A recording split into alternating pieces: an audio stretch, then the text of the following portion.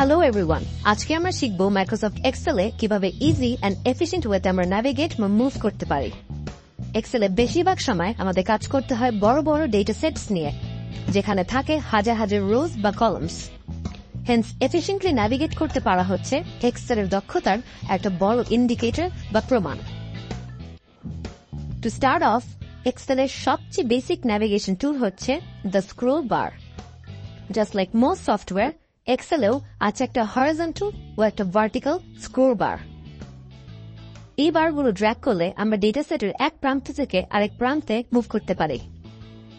Scroll বারসের দুই এন্ডে আছে দুটো স্মল অ্যারো কি। এই অ্যারোগুলো ব্যবহার করে আমরা স্মলার মুভমেন্ট মেক করতে পারি বা ছোট ছোট মুভমেন্ট করতে পারি।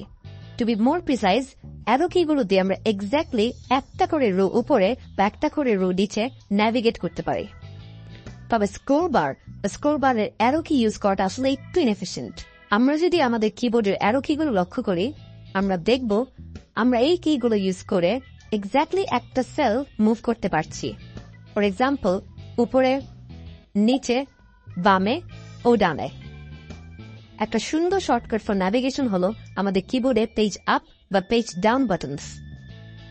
এই বাটনসগুলো দিয়ে আমরা এক্স্যাক্টলি আমাদের সামনে যতটুকু পেজ ভিজিবল ততটুকু স্কিপ করে নিচে বা উপরে যেতে পারে। ফর এক্সাম্পল, একেবারে নিচের রোতে আমরা দেখতে পাচ্ছি যে রো নাম্বারটা হলো 560।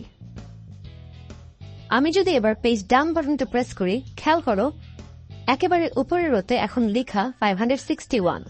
দিস মিনস আমরা এক্স্যাক্টলি একটা পেজ নিচে নেমে এসেছি।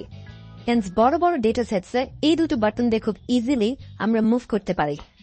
আর একটা সুপার শর্টকাট হলো কন্ট্রোল প্লাস হোম।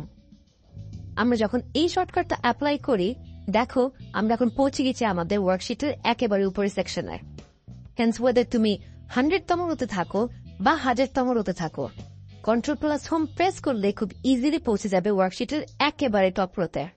তো this is all for this video.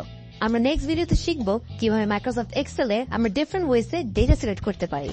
Thank you for tuning in, and I wish you all the very best in your journey to becoming an Excel expert. Have a nice day.